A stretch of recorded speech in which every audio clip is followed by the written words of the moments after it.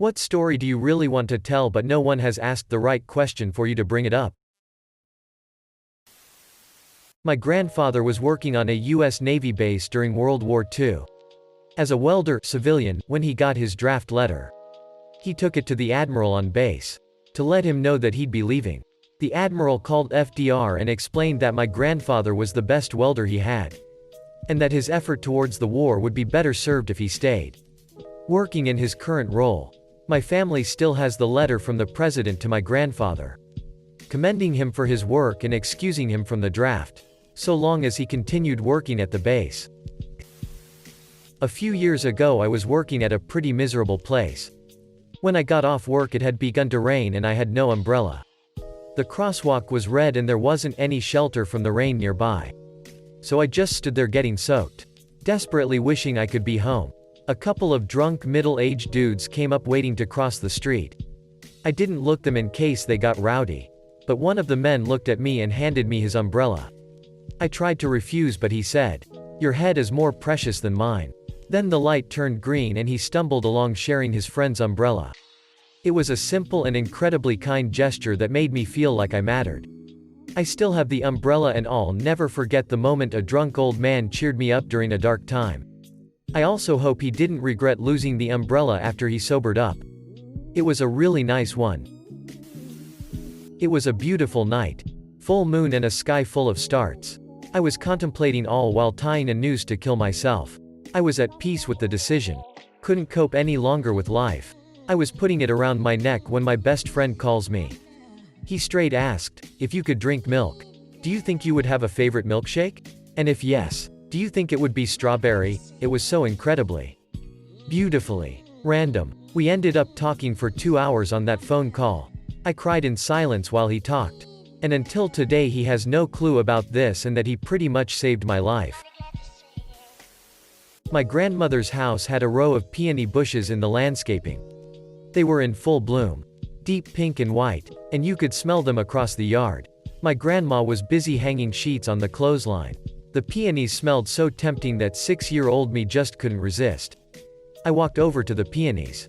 My grandma yelled not to pick them, and I leaned over and took a big exaggerated whiff.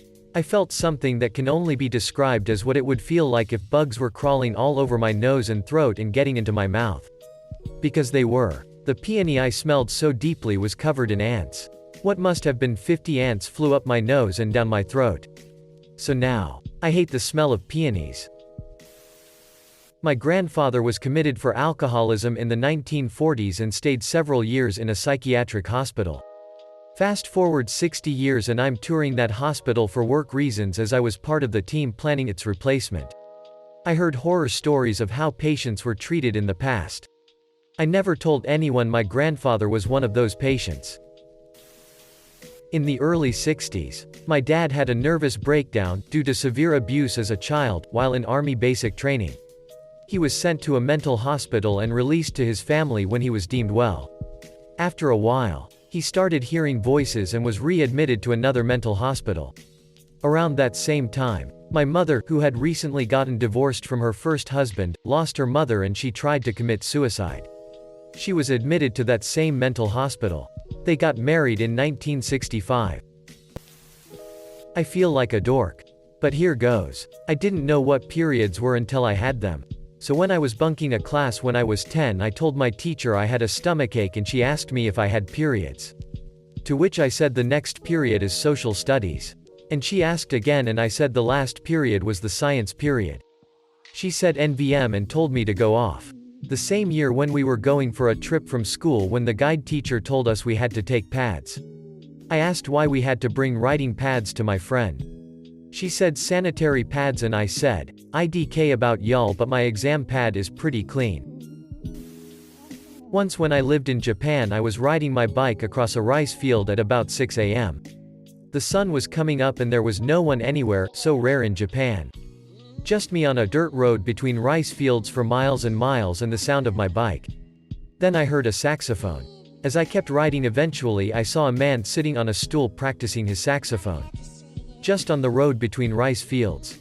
He nodded a hello to me without breaking play at all. One of the most magical moments of my life. so I would occasionally write post-it notes to myself if I was super drunk and something absurd happened. My writing is illegible on most days. I had a note forever in my wallet that looked like it was saying, "I am a something, eat something illegible cucumber whore." It kept me up at night trying to figure out what it said. About a year later it dawned on me, I saw a man eat a cucumber whole. Some dude at a bar was eating a cucumber like an apple. And was so incensed and defensive by questions that I decided to stay away and document it for human history. So combative, yet being so unapologetically human. It's been probably 10 years. One time when my son was about 4. He ran into the bathroom right as I was stepping out of the shower. He looked down at my junk, held his nose down and said, "Haha. Squidward. Honk honk." One time I was peeing in the toilet and my 2-year-old daughter ran in and stuck her head between my legs before I could do anything. I started laughing. Then she says, "Oh no. Wet," and touched the top of her head. I almost passed out from laughing. The first time I started playing RuneScape was when I was like 5. I was a smart kid, so I could read and write really well for my age. But typing was hard, so I was able to get by playing games on my own. One day I was somewhere mining with just this one other dude and he starts sending me messages. And I'm a friendly 5-year-old, so I, very slowly, BC typing, would message him back. After a bit the questions started getting more and more odd. Started as just simple, "How old are you?" and quickly developed to, "Where do you live? Where do you go to school?" Big red flags like that. But I'm a 5-year-old. And I'm responding to all this stuff in 5-year-old manner. I'm 5, guess, spends 10 minutes trying to type out my full name, spends 20 minutes trying to type out my mailing address and home phone hash. Ultimately the guy only learned how old I was because I was never able to finish typing any other answers before he would ask me another question. And he wound up leaving. I told my mom about it a while later, thinking nothing of it, and she flipped and banned all of us from playing online games for like 8 years. TLDR, someone tried to get all my personal info from me through an online game when I was 5, but I was too innocent so it didn't work. My dad was friends with a crow that lived at his workplace for a few years while we lived in Bosnia. And one day Po, as my dad named him, came up to him and started showing my dad that he couldn't fly properly. Like really exaggerating how he couldn't fly. So my dad picked him up and put him in an open box and took him home to me and my mom. Po lived with us for a few days and acted like he's been with people his whole life. Even though he was clearly a wild crow. He ate from our hands and would hang out with us on the patio.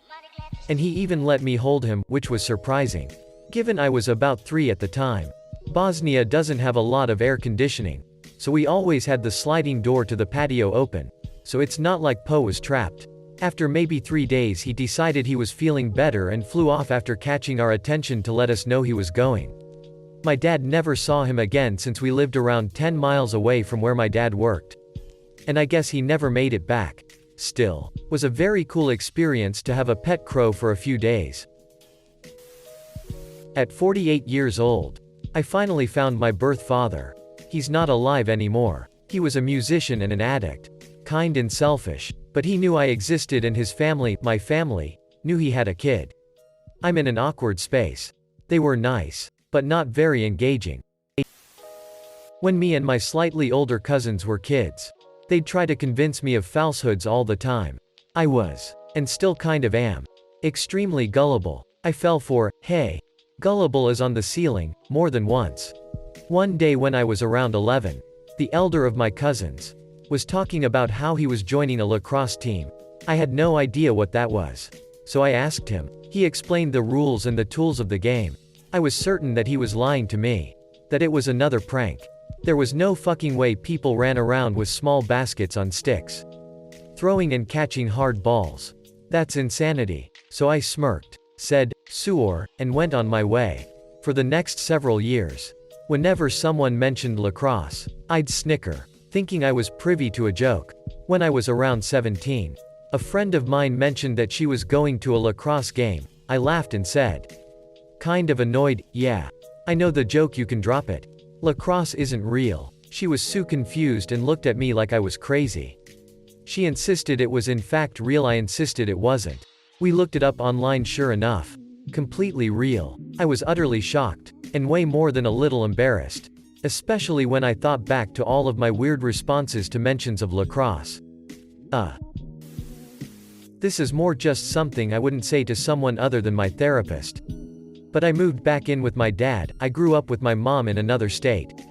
And my half-brother walked up to me the other day and gave me a hug. I was super touched but confused. I asked him what that was for and he said, "Nothing. I just wanted to hug you," and I cried for a good 10 minutes after he walked out of my room. Growing up, it wasn't like I didn't get affection. But it was always a reward. I got good grades. They were proud. But never just because. The idea that someone wanted to hug me just because just hit me in a way I wasn't expecting.